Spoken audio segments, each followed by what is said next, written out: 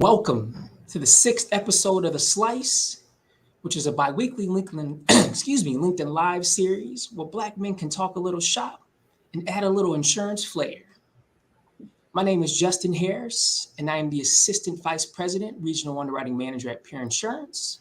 I am also a proud member of Kappa Alpha Psi Fraternity Incorporated, a frat so nice they had to name us twice. And I have with me today Mr. Harvey Chambers and Joe Hughley. Fellas, go ahead and introduce yourselves. Well, good afternoon, everyone. I'm Harvey Chambers. I am the Regional Sales Manager for Anthem Medicare Plans in Virginia. I'm a proud member of Phi Beta Sigma Fraternity Incorporated. Blue Phi, you know. And so just proud to be here today to share with your audience. And good afternoon, and thank you, Justin and Harvey, for sharing the stage with me. My name is Joe Huey Sr. I am a member of the Omega Psi Phi Fraternity Incorporated. We are so grateful to be able to share with you guys today some great ideas and strategies.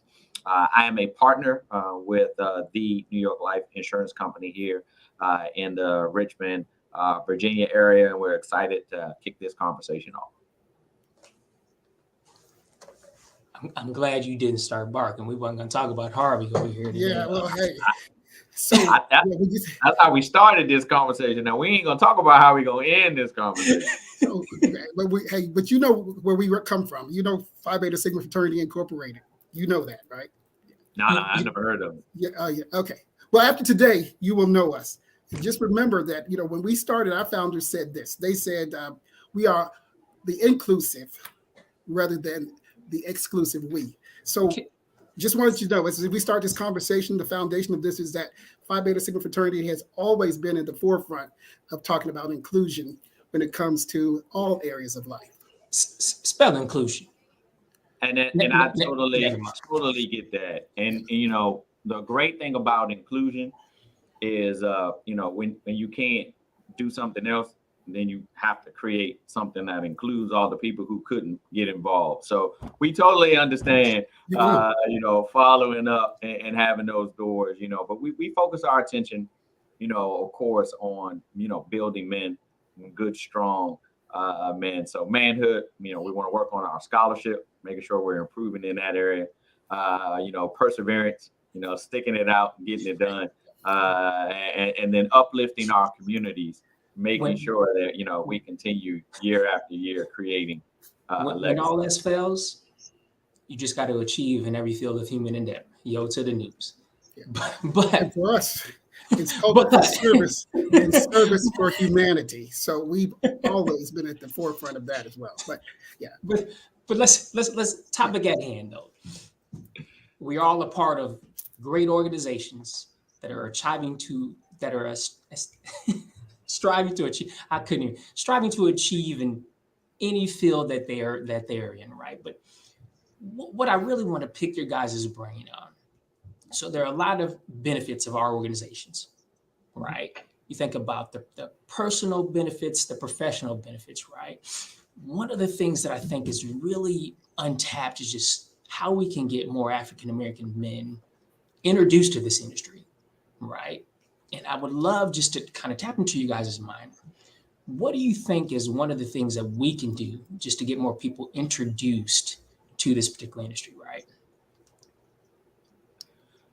Well, one of the things, so specifically, my job here at New York Life is to recruit, train, and develop, new advisors. It's what I do all day, every day. And so one of the things that I think the fraternities specifically can do is share other roads to accomplishing what people ultimately want, right?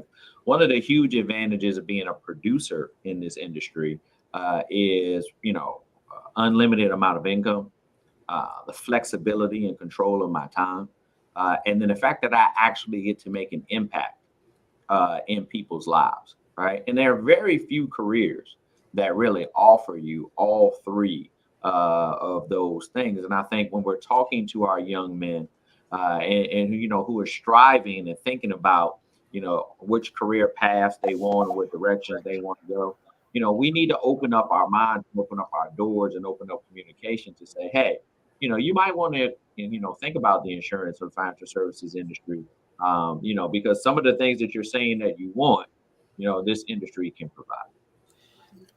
Can I ask you a question, Joe? Oh, I'm sorry. Like, when you think about the frat, though, the frat in itself, how often, like, how can we talk to these young brothers just to open up their mind that there's more opportunities out there beyond just the sexy jobs, what they perceive to be sexy jobs, right? I think that's one of the things that I found myself challenged with as I'm conversing with my young neophytes, because they think, an example, like I had a conversation with one of my neos and I was telling him about insurance, and he looked at me like I lost my mind because it wasn't sexy to him.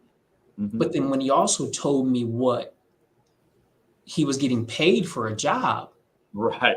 He was taken back. He's like, man, like I thought I should be making six figures, and I was like, listen, young man, no company's going to pay you six figures to graduate because you haven't earned it. But I'm just thinking, like, going back to it, how can we get people to just be open to thinking about careers in the financial service industry? You too, Harvey. I'd love to get your perspective on that too. Yeah, well, I also, similar to Joel, I actually recruit and help agents in the Medicare space here in the Richmond, Virginia area and in Central Virginia. And in my role to recruit and train, I do see that there is a disparity when it comes to our African-American men, in the Medicare space. And the one thing that I would really encourage is when we talk about fraternities, for us with Phi Beta Sigma Fraternity Incorporated, we have our Bigger and Better Business program, which focuses on businesses and entrepreneurs. So that's one of the avenues that we can look at. And we also have our Sigma Beta Club, where we work with young men, in high school and really help them on that career path. But when I step back, I remember when I was a little boy, we used to have the insurance man come to our house in Halifax, Virginia. And he was coming on a consistent basis to pick up that premium from my mother. And at that time, young people, nobody aspired to be the insurance man. And so I think what we need to help individuals understand, and Joel can speak to this as well as you, is that the insurance industry offers a very lucrative opportunity for those individuals. And so young people haven't seen those examples in a lot of situations where they see insurance, as you say, being sexy. So the challenge for me is even having Medicare be sexy, to sell Medicare. But for those individuals that we can show, like a Joel or for me or others who are in the industry, to put those in front of the young people so that they can see this is something that they can aspire to. Yeah, I apologize to you guys. My camera is acting funny. I don't know if you can hear me, but I'll get it here in a second. But I think one of the other pieces of the puzzle, as far as how the fraternities can help in that space. So one of the things I find very interesting, when people, they talk about sexy, as far as the insurance industry is concerned. I encourage them to check out our lifestyles a little closer. Right. So when you dig into it a little bit deeper, what you'll find is, in our case, the first African American agent New York Life hired was Cyrilla McSween, and he was Dr. King's treasurer. And one of the reasons why he was Dr. King's treasurer was because he had some money. And when you dig into our lives a little bit differently, you find out a little bit more. What I like to say is, industry is all about discovery. Nobody wakes up wanting to be a financial services professional or an insurance agent. But when you dig in a little deeper, you find out something that this industry offers not only income, but also lifestyle. Like one of the things that both of you guys said, I think we got to help young people change the word from sexy, right? They're seeing some of these jobs and some of these job titles and change it to, like, lucrative is not the right word, but like you have the ability to support yourself and make a good living in this industry. And I want to also offer legacy building. And so what you can create through the insurance industry is you can build this, and it's a legacy. If you do have children, it's an opportunity to pass that on, to your children. So it's one of those things. And then you're actually helping families also create a legacy and build wealth based on how they actually structure their portfolios. Yeah.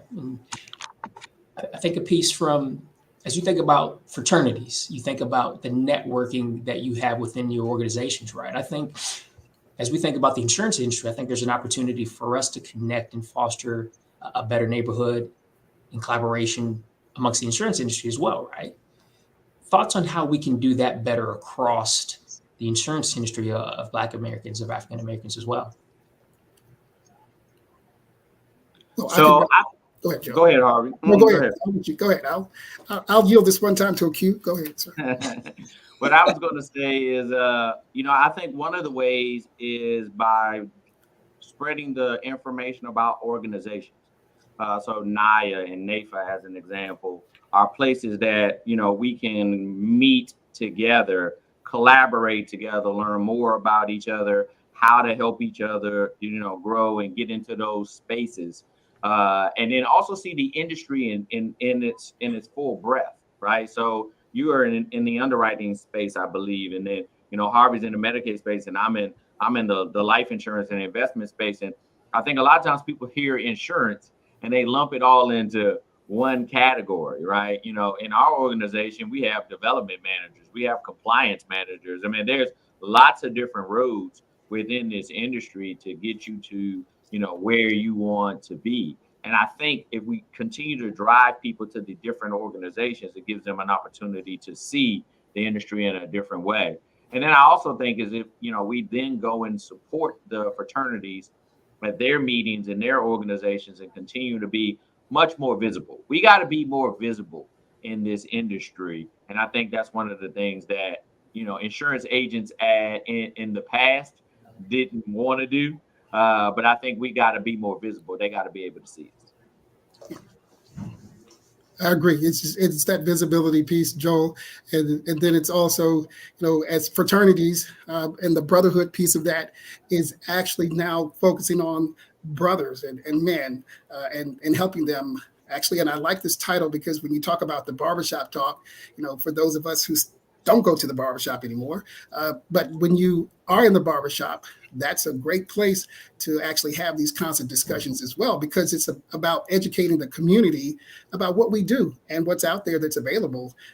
Again, lucrative businesses that can be built from the insurance standpoint.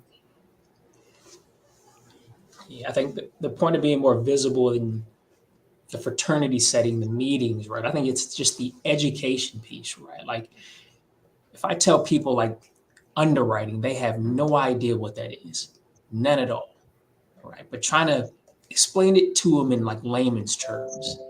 And I'm talking to young African-American people. And if I say, hey, it's legalized gambling, then I get them to like, oh, okay, that sounds cool. Right, but you're using your analytical skills, and like you can explain it to people to where it sparks their interest, and they're like, okay, I can do that for a living, and I can make some money, and take care of my family. then you can get people to really get some interest, but you got to start with being more visible. And I like that idea. And I think people will be open to it. We just got to do it. I also think as far as the visibility piece concern goes, is continuing your education. So, in addition to my insurance licenses, of course, I have a Series SIE, a Series 6, a Series 63, a Series 65, a Series 7, and a Series 24 General Principles license. By the end of the year, I have my CHFC designation done. First quarter of next year, I'll have my CLU done, and then I'm going to sit for the CFP exam next summer, right? If you actually go to the CFP site, you pull up and you're looking for an African-American certified financial planner. In the state of Virginia alone, I'll tell you, you have about 4 options, for the whole state. So visibility falls into those categories, as well. Is your name going to show up on the list when I'm looking for, an advisor in that category? And I think, one of the things, we parade our athletes, we parade our entertainers, those people we parade around, not tooting my own horn, because Harvey falls into the same category as well. But if you run what the average NFL player makes, not the top percentiles, but just what the average NFL player makes, right? We fall into that income category, right? But I'm going to have my career in that income for a whole lot longer than that bottom tier NBA player or that bottom tier NFL player is concerned. And so I think visibility falls into all of those spaces. And when you look in this industry, I want to make sure that you find us in whatever search that you're doing. And I think that is what helps. Lastly, I also think we have a responsibility of going back to the universities. So I spent some time at Virginia State, working in the university system where, young men and women can see, oh, I never even really thought about that, right? And, a successful, professional in the space. We got to go do that. We got to roll up our sleeves and get in there. Now, I'll tell you, Justin, I don't hire, that many advisors straight out of college, right? It's a challenging industry for most people at that age. But I still think we got to go into the schools and talk about it, right? And give them some things to think about. I agree. Starting to try to grab people while they are exploring careers is important, right? But I also think we got to figure out ways, once we get people in the industry, how to keep them engaged and developed as well, right? Thoughts on how we can get people, once we get them in here, how can we keep them developed to where they can stay and have long-term sustainable careers like you guys have done, like I'm inspired to do, going on year 17 being in this industry? How can we keep people developed in this industry? So I think it is one of the things. It's a twofold thing, because some people have to have skin in the game. So if we have somebody who says, "Hey, I'm willing to be mentored, I'm willing to walk with you, and we can do this thing together," then that's where you win. So I think that's going to be the key to that. So the question is, why are Black men not in the insurance industry? And I think a lot of it is that brotherhood connection, like we have in our fraternities, where they need to be able to come together. And so NIA, is one of those spaces, particularly here in the Richmond area, which is really fostering that kind of connection. I totally agree with you, Harvey. I tell people, they ask me in the interview process, Justin, like, what causes people to fail? On the producer side, there are only 2 things that cause you to fail: not enough people to talk to, or your unwillingness to gain knowledge and better yourself. Most companies will provide you with everything else that you need, but those are the 2 pieces. So I would say the third piece, specifically for Black men in the industry, is Harvey's point. You got to find a mentor. You got to find somebody to connect with. You got to find somebody who looks like you, right? From an underwriting perspective, right, that the BMI chart is not friendly to our women. You know what I'm saying, right? Yeah. And so, these are you want to have a challenging conversation, right? Go tell an African American woman that she doesn't qualify for the best rates because her BMI is out of line. You know, the body mass index is out of whack, and she's going, what part of me is out of line, right? So there's some specific challenges to our culture that if you don't have that mentor, if you don't have somebody to talk to or share with or bounce that idea off of, you know, you're going to struggle. Because when you go and have those conversations with your coworkers, you know, that are Caucasian, that are Asian, they have no idea what you're talking about. Yeah. You know, you dig into, you know, criminal histories, you dig into all of these pieces of the puzzle, those things that have affected our culture, right? That show up when you want to engage in the insurance industry. Other cultures don't have those issues and problems. And if you don't have somebody to talk to, you feel like you're out on this island all by yourself. And so joining NIA, you know, getting involved in the industry, I think is the biggest key to that. And the way the fraternities can help support that, right, is by opening up their thought processes and their doors to programs that specifically talk about this industry. And the last point I'll say under this category is helping to eradicate the wealth gap. Right. So, you know, we have a program here in New York Life that we call the Rise Empowerment Plan, and it's all about eliminating, you know, the wealth gap. Most fraternities have a very similar program, you know, within their mission, right, to do, but we don't spend as much time talking about, you know, the economic empowerment of our people, which won't solve all of our problems. But Justin, I'll tell you, right, money won't make you happy, but it'll fund your misery a whole lot better, right? Right? I'd much rather be at Ruth Chris sad and depressed than eating a hot dog. You know, you know what I'm saying, right? So, you know, I think that's the connecting point. Yeah. And Justin, you know, I'm agreeing with Joel, so we're going to be able to agree on this platform. But outside of that, just made some just bad decisions with the fraternity. But the other part of it, and Joel mentioned this earlier, is the educational piece. So it's just not just getting like and someone put in the chat, you know, a license keeps you unemployed. And so that's true. But I would say not only the health license, but a PNC license. And then, you know, when you look at if you're going to go into the financial aspect of it, those licenses that Joel mentioned. So, you know, for me, I've got PNC, I've got all of that in annuities, but I work in the health space. So it's one of those things where we just need to make sure that we're well-rounded and getting those other opportunities in there as well. Diversify not only your portfolio when it comes to insurance, but your educational and your learning part of that and your training as well. I definitely, you know, jump on that, right? So attracting them to the industry is one piece of the puzzle, keeping them in the industry, that secondary piece of the puzzle. And then the final part, I would say, in that is reaching back, right? Yeah. And bringing on, right? So, you know, we've got to have that mindset of, I've got to continue to in this space. So we all have a responsibility to recruit another, right? And if as a Black man, you keep your focus, on finding another to bring into the industry, whether they're a good fit for your organization or a better fit for somebody else, right?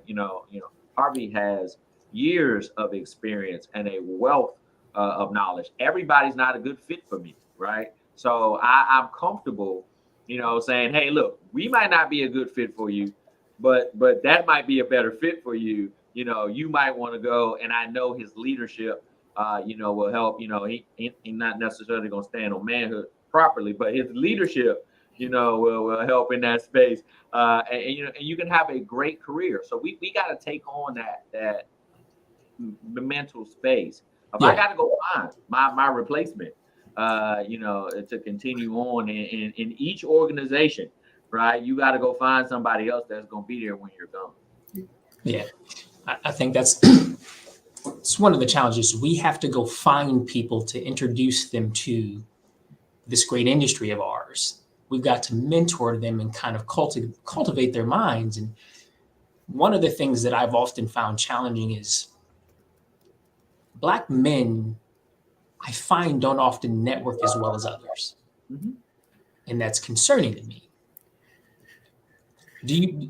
That's the trust thing. And it's that crabs in the barrel mentality. And so when you look at fraternities, we kind of go against that. So what we do is we encourage and that whole relationship thing with men and building men up and lifting men up. But that piece of that is what you're getting at is that we've got to understand that if I'm going to mentor you or help you, you've got to trust me. And then, you got to know that I'm here for you. I'm trying to help you get to where you want to be. And I'm not trying to take your place because I'm me. So you can't be anybody but who you are. But I think that's the other piece of that. So I say that, and this is just in a perfect world, like, is that concept one that we could, and this is a perfect world, we could put into the insurance industry, right? Just thinking about the network, the engagement, the mentorship. And I know we've got it through, different organizations, but how could we put that into the insurance industry? Like that, to me, would be powerful to where it's there real time. It's an interesting question. And I think the main pathway, to accomplishing that, is the connections in general, right? So we're talking about networking, within our own community, right? The interesting thing about the African American community is nobody wants to do business with you when you're at the bottom. Everybody wants to do business with you when you get to the top. That's the way our culture functions. So how do we flip that, right? So I think one of the ways we do that is by, now that we have arrived to the comment that was just there, now that we have arrived to the top of organizations, I can't lead from behind the scene. I have to lead from in front of the scene, right? So, I still run appointments with my advisors, right? I still go to networking meetings. I still go to, events. I was at an event with some gentlemen who are, recently released from prison on Monday night at 7:00, right? Harvey and I don't do that kind of stuff no more, right? But I'm saying, like, at our level, our peers, let me rephrase that. Our peers at this level don't do that type of stuff anymore. We got to continue to do that, because helping that bottom, come up, I think is how we accomplish that. And one thing, though, to Derek's point, though, is that in some organizations, though, Derek, there is no one at the top. So that doesn't even exist. So where there's not that at the top, then it's going to be these kinds of things, the fraternities and other Anaya, some other ways to make that happen. Just want to make sure that we're clear that some tops don't have us there at all. No. Yeah, I mean, we have 1,500 African American advisors in our company, and they're 4 at what would be considered the top. And so it's a lot, and that's why we got to continue to push through and work individually, right, to make space and room, for the next person. When Harvey, retires, it's lining up, right, to make sure that the younger person is there to move in, take that position, and keep it going. So thank you all so much. This has been great dialogue. I'm excited to share the platform with you all. Thank you all for joining us for our episode of The Slice. Be sure to tune in 2 weeks from now, same place, but new time. In order to include our West Coast family in the conversation, June will be moving the live episodes to 12 p.m. Eastern Standard Time and 9 a.m. Pacific Standard Time. Don't forget to join Jody Pie, the only online platform for Black insurance professionals. Again, I'm Harvey Chambers, a member of Phi Beta Sigma Fraternity Incorporated, Blue Phi, and we just want to thank Justin and Joel. Thank you. And until next time, you all have a great day. Have a great day. Appreciate you guys. Appreciate you too, man.